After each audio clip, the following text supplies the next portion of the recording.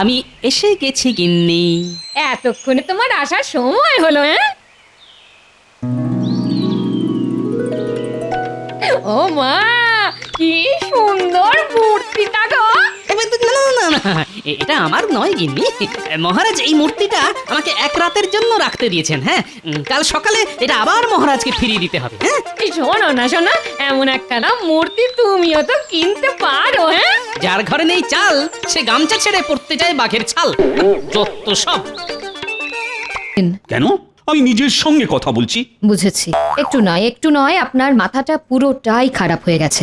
না না রানী, আমার মাথা একদম ঠিক আছে। আর মাথা ঠিক আছে বলেই তো আমার মাথায় একটা দারুণ বুদ্ধি এসেছে। কি বুদ্ধি এসেছে আপনার মাথায়? আমাকেও বলুন শুনি। এই যে রানী, হ্যাঁ, বুদ্ধির সঙ্গে চীনামাটির মূর্তির কি সম্পর্ক শুনি? আছে আছে, সম্পর্ক আছে। এটা দিয়েই তো আমি আমার রাজসভার সব থেকে হুঁশিয়ার সভাসদ গোপালের সঙ্গে একটু রসিকতা করব। আজ রাজসভায় গিয়ে আমি এই মূর্তিটা গোপালের হাতে দেব এবং বলবো আজকে রাতের জন্য এটা ওর বাড়িতে রেখে দিতে। তারপর আমি কেলে পচাকে দিয়ে আজ রাতেই এই মূর্তিটা গোপালের বাড়ি থেকে চুরি করিয়ে আবার রাজসভায় ফিরিয়ে নিয়ে আসবো। এসব করে কি হবে শুনি? পরের দিন সকালে যখন গোপাল দেখবে ওর বাড়ি থেকে মহারাজের দামি চীনামাটির মূর্তিখানা চুরি হয়ে গেছে, তখন গোপালের মুখটা না দেখার মতো হবে। এসব করে আপনি যে কি মজা পান কে জানে, যত সব উল্টো পাল্টা বুদ্ধি।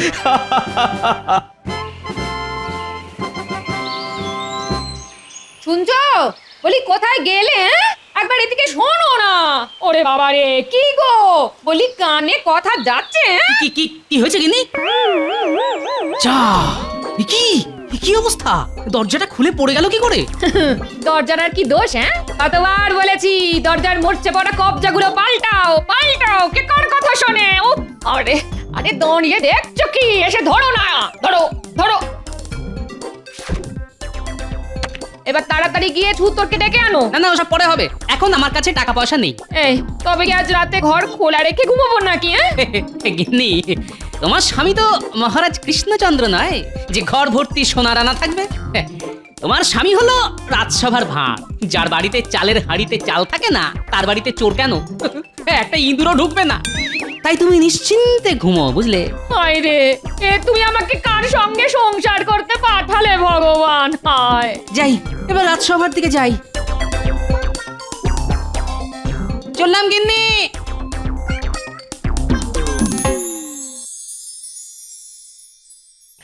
শোনো শোনো আমার রাজসভা সদস্যরা, আগে বলুন মহারাজ। চারিদিকে চোর ডাকাতের উপদ্রব যা বাড়ছে, তাতে তোমাদের ঘরের মূল্যবান জিনিসগুলো সব নিরাপদ আছে তো? আচ্ছা, হঠাৎ আমাদের ঘরের জিনিসপত্র নিয়ে আপনার এত চিন্তা কেন মহারাজ?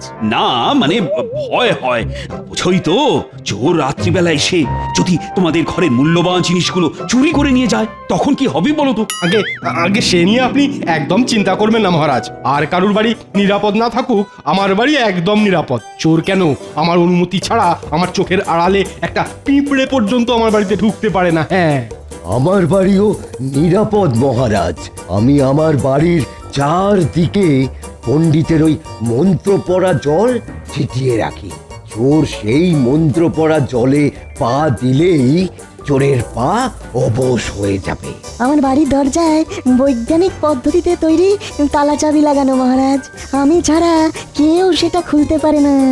আর আমি হলাম রাজ্যের মন্ত্রী, আমার বাড়িতে চুরি করবে এত বড় সাহস এই রাজ্যে কোনো চোরেরই নেই। হ্যাঁ, সেই চোরের বাড়িতে চুরি হয় নাকি কোনোদিন?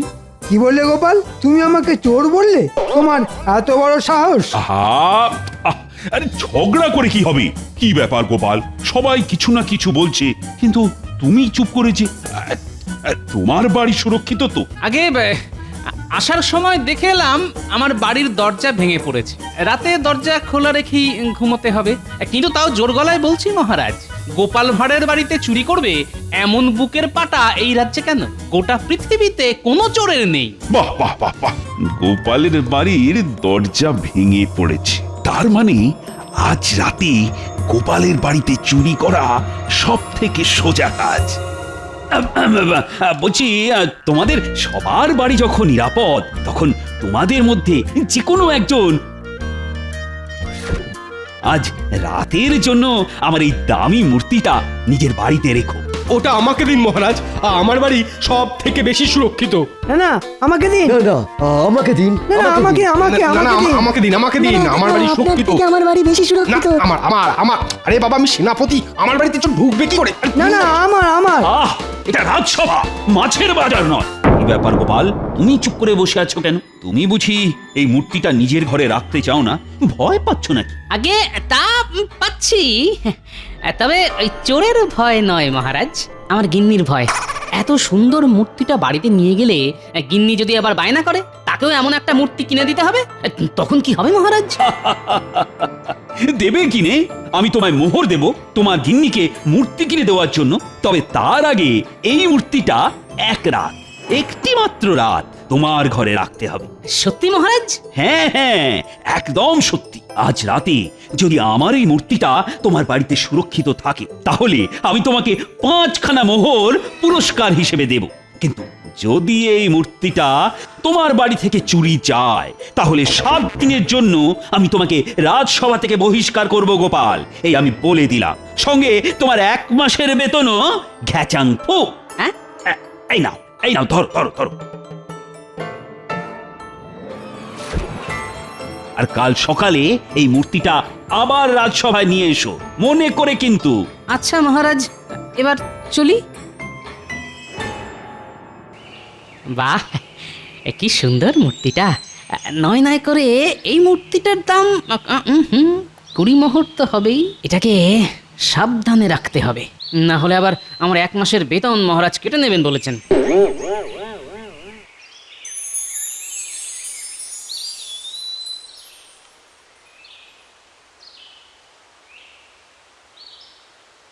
হ্যাঁ, আমাকে ডেকেছেন মহারাজ? হ্যাঁ হ্যাঁ হ্যাঁ হ্যাঁ, এসো এসো কেড়ে পচা। বলেন মহারাজ, কি করতে হবে? বেশি কিছু নয়, তোমাকে গোপালের বাড়িতে চুরি করতে হবে। ওরে বাবা, গোপাল দাদার বাড়িতে চুরি? গোপাল দাদা একবার যদি ধরতে পারে না, আমার হাত পা আস্ত রাখবেনি গো। না না না না না, আমি এসব কিছুই শুনতে চাই না। একমাত্র তুমিই পারবে গোপালের বাড়িতে চুরি করতে। হ্যাঁ, সে যখন আপনি বলতেছেন তখন তো করতেই হবে আর কি। কিন্তু চুরিটা কি করবো সেটা যদি বলে দিতেন তাহলে খুব উপকার হতো। বলছি, আজ আমি গোপালকে একটা সাদা চীনামাটির মূর্তি দিয়েছি। তোমাকে ওই মূর্তিটা চুরি করে আনতে হবে, আর সেটা করতে হবে আজ রাতে। এই নাও তোমার পারিশ্রমিক। এ কাজ হয়ে যাবে না মহারাজ, হয়ে যাবে।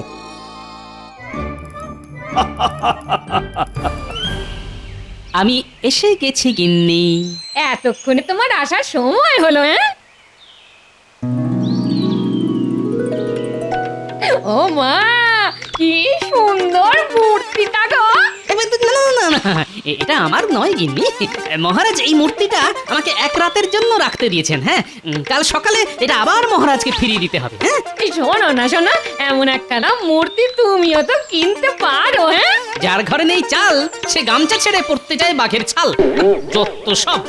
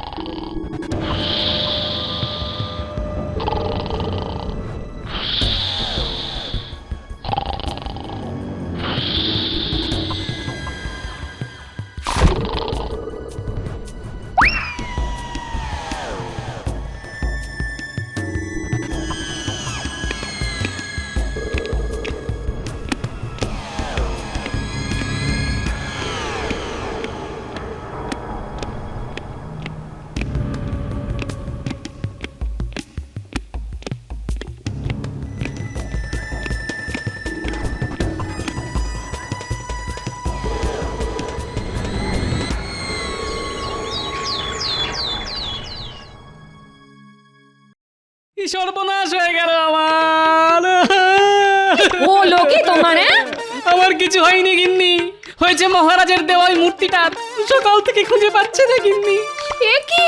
গিন্নি, তোমার তো লোভ ছিল ওই মূর্তিটার উপরে, তুমি ওই মূর্তিটা সরিয়ে রাখোনি তো? কি বললে?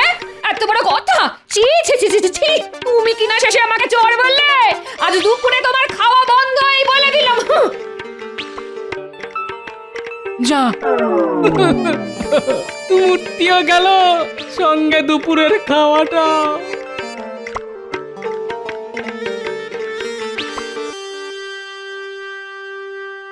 কি ব্যাপার, এখনো গোপাল এসে উপস্থিত হলো না তো? আজ গোপালের রাজসভায় আসতে দেরি হবে, এটা আমি আগে থেকেই জানি। আজ তো গোপালের ওই মূর্তি নিয়ে রাজসভায় আসার কথা।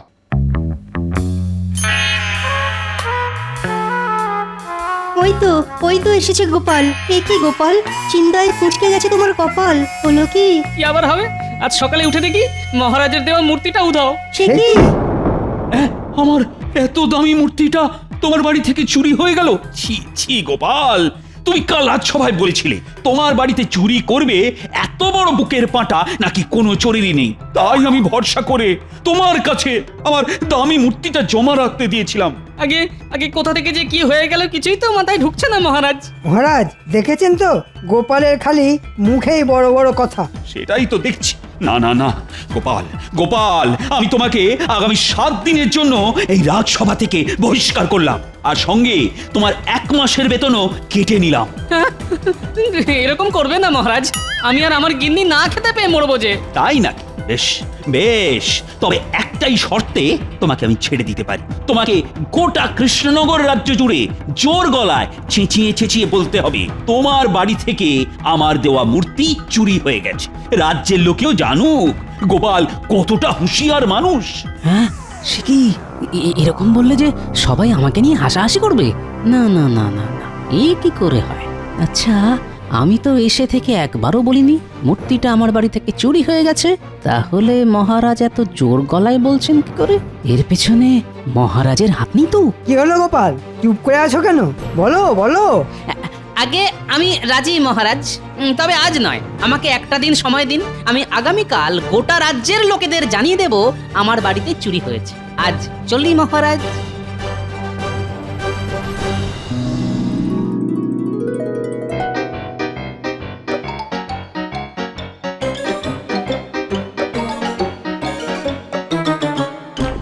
ওরে বাবা রে বাবা, এই গোপাল দাদা তো এদিকেই আসতেছে।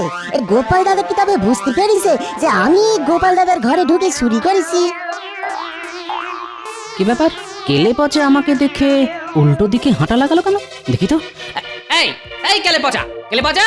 ওরে বাবা রে বাবা রে বাবা! না না না, কেলে পচা আমাকে দেখে ছুটে পালাচ্ছে, তার মানে কিছু একটা গন্ডগোল আছে। দাঁড়া বেটা, দাঁড়া দাঁড়া দাঁড়া বলছি, না হলে তো ঠ্যাং ভেঙে দেবো, বলে দিলাম। আমারে ছেড়ে দাও গোপাল দাদা, মহারাজ বলেছে বলে আমি তোমার বাড়ি থেকে মূর্তি চুরি করেছি। আমাকে ছেড়ে দাও, মহারাজের মুখের উপর না বলতে পারিনি, তাই ভুল হয়ে গেছে গোপাল দাদা। আর হবে না কোনোদিনও গোপাল দাদা গো। ও এই ব্যাপার। ঠাকুর ঘরে কে? আমি তো কলা খাইনি। কলা? এর মধ্যে আবার কলা এলো কোত্থেকে গোপাল দাদা? চুপ। তাহলে যেটা আন্দাজ করেছিলাম সেটাই সত্যি হলো দেখছি। হ্যাঁ, শোন শোন কেলে পচা, তুই যে আমার বাড়িতে চুরি করেছিস এবং আমি সেটা জানি, এটা যেন মহারাজ জানতে না পারেন। না না, আমি কাউকে কিছুটি বলবো না গোপাল দাদা। এইবার মহারাজ আমি আপনাকে দেখাবো গোপালের বুদ্ধি।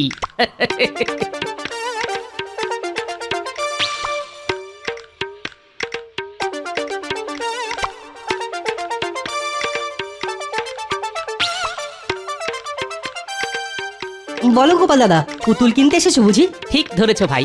এই দেখো গোপাল দাদা, এখানে অনেক পুতুল আছে, পছন্দ করো এর মধ্যে থেকে একটা। না না, আমার পুতুল চাই ঠিকই, কিন্তু সেই পুতুল এখানে পাবো না। আমার জন্য তোমাকে সেই বিশেষ পুতুল বিশেষ পদ্ধতিতে বানিয়ে দিতে হবে। হ্যাঁ, বিশেষ পুতুল বানিয়ে দিতে হবে? হ্যাঁ ভাই, আর সেটা মাটি দিয়ে নয়, বানিয়ে দিতে হবে সে কি, জীবনে তো কোনোদিন ওরকম পুতুল বানায়নি গোপাল দাদা। তবে তবে তুমি যখন বলছো তখন একবার চেষ্টা করে দেখতে পারি। বেশ, তবে চলে এসো আমার সঙ্গে। আগামীকাল সকালের মধ্যে আমার ওই বিশেষ পুতুল চাই, বুঝলে?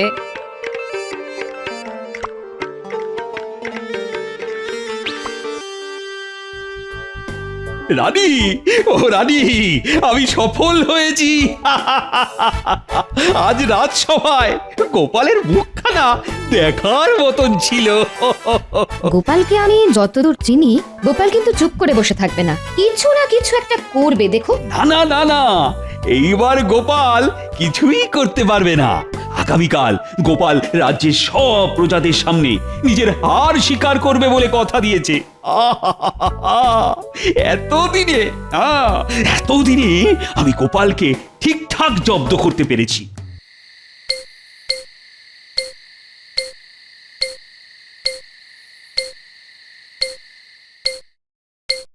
কাজ হয়ে গেছে গোপাল দাদা।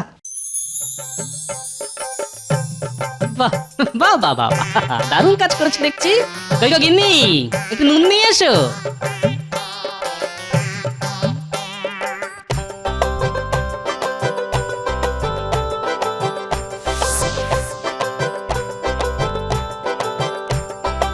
এটা কি করছো গোপাল দাদা? বরফের মূর্তির গায়ে নুন মাখাচ্ছ কেন? নুন মাখাচ্ছি যাতে আজ রাতে মূর্তিটা গলে জল হয়ে না যায়। এবার শুধু কাল সকাল হওয়ার অপেক্ষা।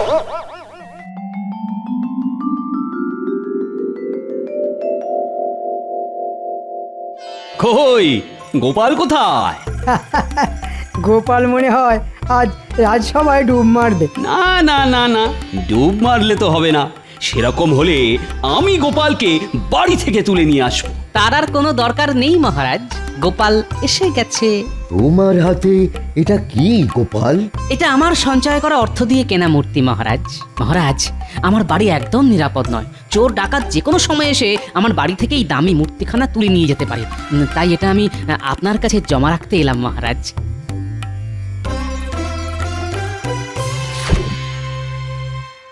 বাহ বাহ বাহ বাহ, দারুণ মূর্তি তো। তা কিসের তৈরি এটা গোপাল? আগে শ্বেত পাথরের মহারাজ। এটা আপনার ঘরে রেখে দিন যত্ন করে। আমি 2 বেলা এসে একবার চোখের দেখা দেখে যাব। হ্যাঁ বেশ বেশ, এটা আপাতত আমার সিংহাসনের উপরেই থাক। ফিরে এসে আমি এটা আমার ঘরে তুলে রাখবো। ফিরে এসে মানে কোথায় যাবেন আপনি মহারাজ? কেন কেন, ভুলে গেলে মন্ত্রী? গতকাল গোপাল কি বলেছিল?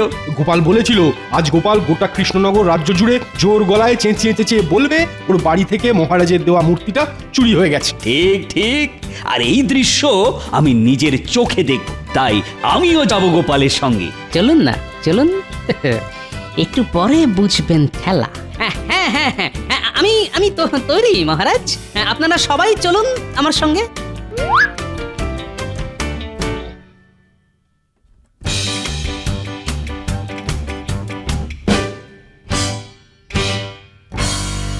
এবার শুরু কর গোপাল।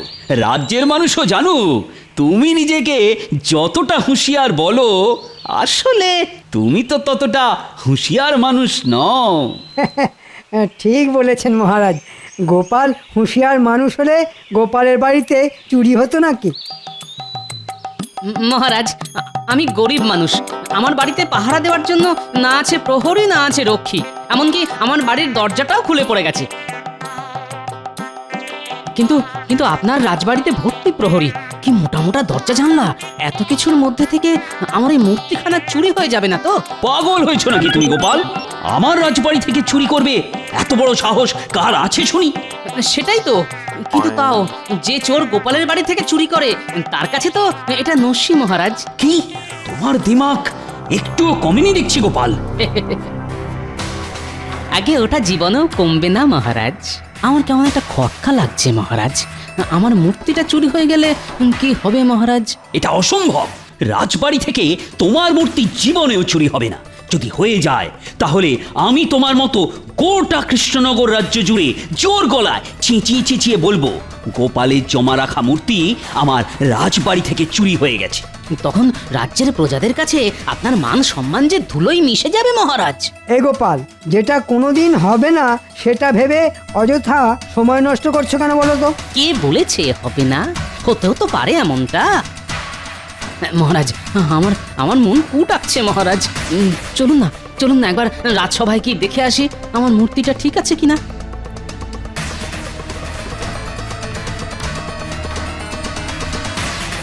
হায় হায় হায় হায় হায়, এ কি আমার মূর্তি গেল কোথায়? হ্যাঁ, সত্যি তো। রাজবাড়ি থেকে চুরি? হায় রে, আমার এত দামি মূর্তিটা চুরি হয়ে গেল, এবার কি হবে? মানে সত্যি তো। গেল কোথায় মূর্তিটা? দেখেছেন মহারাজ, এ চোর যে সে চোর নয়। কেলে পচা? এটাও তাহলে কেলে পচারই কাজ? এটাও মানে আমার বাড়ি থেকে মূর্তিটা বুঝি কেলে পচা চুরি করেছে? এই রে, কেলে পচাকে এখানে ডেকে পাঠালে তো আমার সব চাল ধরা পড়ে যাবে। তার থেকে ভালো বিষয়টা এখানেই চাপা দিয়ে দেওয়া। না না না না, কেলে পচা চুরি করেনি, অন্য কোনো চোর করেছে হয়তো।